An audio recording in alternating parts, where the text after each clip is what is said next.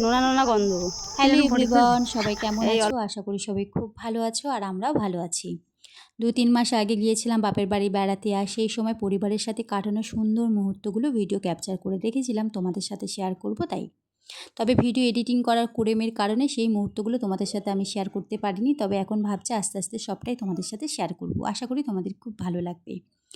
বাপের বাড়ি যাওয়া মানেই আলাদা এক রকমের আনন্দ থাকে। তবে এবারের আনন্দ, এবারের সমস্ত কিছুই কিন্তু একটু আলাদা ছিল, কারণ ছোটো মামাদের সাথে আমাদের 3 বছর পরে দেখা হয়েছে। আমাদের সাথে সাথে আমার ছোটো মামার পরিবারের সবাইও বেড়াতে এসেছিলো, তাই এবারের আনন্দটা সত্যিই আমাদের জন্য একটু আলাদা। তবে যেসব প্ল্যানিং করে আসিনি সেই আনন্দগুলোও কিন্তু এবার আমরা একসাথে করতে পেরেছি। 3 বছর আগে দিদির বরের নৌকায় করে আমরা নদীতে ঘুরতে গিয়েছিলাম। তো দিদিদের সেই নৌকাটা আর নেই, যার কারণে এখন চাইলে হুট করে ঘুরতে যাওয়া যায় না, কারণ নিজস্ব চেনা জানা সেরকম কেউ না থাকলে তো এইসব হয় না।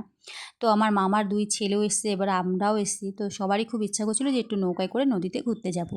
আর সেই কথাটা আমার সেই দিদির ছেলে শোনে, আর শুনে বলে, ঠিক আছে মাসি, কালকে তোদের জন্য একটা নৌকার ব্যবস্থা করব, আমি তোদেরকে ঘুরতে নিয়ে যাবো। আর সেই মতনই আমার দিদির ছেলে আর কি নৌকার ব্যবস্থা করেছে, আর আজকে সেই কারণে আমরা ঘুরতে যেতে পারছি। আর আমার দিদির ছেলে আমাদেরকে একটু তাড়াতাড়ি করে আসতে বলেছিল, যখন আর কি নদীতে পুরো জোয়ার চলছিল সেই সময়, কারণ ওই সময়টা নৌকায় করে নদীতে ঘুরতে সবথেকে বেশি ভালো হয়। কিন্তু আমাদের আস্তে আস্তে ওই ভাটা নামার সময় আমরা এসে পৌঁছেছি, মানে এখন নদীতে ভাটা চলছে। আর সকালের দিকে আমি ভেবেছিলাম আসবো না, কারণ প্রচণ্ড রোদ আর গরম ছিল, আর আমার যেহেতু মাইগ্রেনের প্রবলেম আছে সেই কারণে আমি আসতে চাইছিলাম না। বলতে পারো একরকম আমার দিদি আর বরের জোড়াজুড়িতেই আমি এসেছি। আর যদি সত্যিই না আসতাম ওদের জোড়াজুড়িতে, তাহলে এই সুন্দর মুহূর্তটা যে আমি কী মিস করতাম তোমাদের কি বলবো। এসেছি, ভালোই করেছি, হয়তো একটু কষ্ট হবে, ঠিক আছে, এই আনন্দের কাছে কষ্টটা কিছুই না। আমার দিদির মেয়ের অনেক ছোট থেকেই খুব ইচ্ছে ছিল নৌকায় করে নদীতে ঘুরতে যাবে, আর তার উপর দাদুর বাড়ি নদী এলাকায়, আর সেই সুযোগটা কেউ হাতছাড়া করতে চায় বলো? ও সবসময় বলতো যে যাদের কোনো রিলেটিভ নেই, কেউ নেই, তারাও নদীতে ঘুরতে যায় লঞ্চে করে, নৌকায় করে, আর আমার দাদুর বাড়ি নদী এলাকায় হওয়া সত্ত্বেও আমি কখনো যেতে পারি না। তো এর আগে কখনো সুযোগ হয়নি ওকে সেইভাবে নিয়ে যাওয়ার, তাই নিয়ে যাওয়া হয়নি। তো এটা ওর ফার্স্ট টাইম। ও যখন জানতে পারে যে আজকে আমরা নৌকায় করে নদীতে ঘুরতে যাব, ও তো খুব এক্সাইটেড হয়ে যায় যে কখন যাবে। যদিও সাঁতার জানে না, একটু ভয়ও করছিল। তো চলো, আর আমরা আসার অনেক আগেই আমার দিদির ছেলে আর আমার মামার ছোট ছেলে ওরা অলরেডি নৌকা নিয়ে নদীর মাঝখানে ঘুরতে চলে গেছে। আমরা আসার পরে ওরা আবার নৌকাটা নিয়ে আস্তে আস্তে পাড়ে এসেছে আমাদেরকে নিয়ে যাওয়ার জন্য, আর আমরাও একটুখানি এগিয়ে যাচ্ছি। যখন আর কি নদীতে পুরো জোয়ার ছিল সেই সময় আমরা যদি আসতাম, তাহলে কিন্তু এতটা হেঁটে আমাদেরকে যেতে হতো না, একদম পাড়ে নৌকায় আসতো আর আমাদেরকে নিয়ে যেত।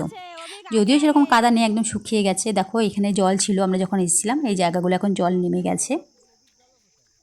বাড়ি থেকে যখন আমরা নদীর পাড়ে আসি তখন আমার বর বলেছিল যে আমি 2 পুচকুকে নিয়ে নদীর পাড়ে থাকবো, আর তোমরা বাকি সবাই গিয়ে নৌকায় করে নদীতে ঘুরে এসো। কারণ 3 পুচকুর কেউই সাঁতার জানে না, আর যে নৌকাটা চালাবে মানে আমার দিদির ছেলে, ও ছোট, তো আমরা তাই ভাবছিলাম যে ও পারবে কি পারবে না, সেই রিস্কটা নিতে চাইছিলাম না। কিন্তু নদীর পাড়ে এসে গল্পটা একটু পাল্টে গেল, কারণ নদীর জল নৌকা দেখে আমার বর আর নিজেকে কন্ট্রোল করতে পারলো না। সাথে আমাদের 2 পুচকুও খুব কান্নাকাটি জুড়ে দিয়েছে যে ওদেরকেও নিয়ে যেতে হবে, যেহেতু বদ্দি ভাই যাচ্ছে। তো লাস্টে ঠিক হলো যে আমরা সবাই মিলে যাব। যদিও আমার দিদির ছেলে প্রথম থেকেই বলেছিল যে আমি সবাইকে নিয়ে যেতে পারবো, কোনো অসুবিধা হবে না। তো ফাইনালি এখন আমরা সবাই মিলেই যাচ্ছি। আর বলো, এত সুন্দর পরিবেশ দেখার পরে নিজেকে কি কন্ট্রোল করা যায়? এটা কি সম্ভব? আর আমি আসবো না, কিন্তু আমিই দেখো সবার আগে আগে গিয়ে নৌকায় উঠেছি। বাড়ি থেকে আসার সময় মা বারবার করে বলছিল যে সঙ্গে করে একটু বেলের আচার, খাবার দাবার নিয়ে যা, দেখবি নৌকায় বসে খেতে সবাই মিলে বেশ ভালোই লাগবে। কিন্তু ওই যে ভাত খেয়ে মাত্র এসেছি, তো তাই আর খাবার নিয়ে আসার ইচ্ছাটা সেভাবে ছিল না। কিন্তু পরে এটা খুবই মিস করেছি, যে বারবার মনে হচ্ছিল যে একটু খাবার দাবার সঙ্গে করে নিয়ে আসলে বেশ ভালোই হতো, কারণ অনেকটা সময় আমরা নৌকায় করে নদীর মাঝখানে ঘুরেছি। তো বলে না, মাঝে মাঝে বড়দের কথা না শুনলে এরকম পস্তাতেই হয়। যাই হোক, আজকে পুরো ব্লগটা তোমাদের কেমন লেগেছে জানিও। আবারও নতুন একটা ব্লগে সবার সাথে দেখা হবে, ততক্ষণ সবাই ভালো থেকো, সুস্থ থেকো। আজকের মতো টাটা, বাই বাই।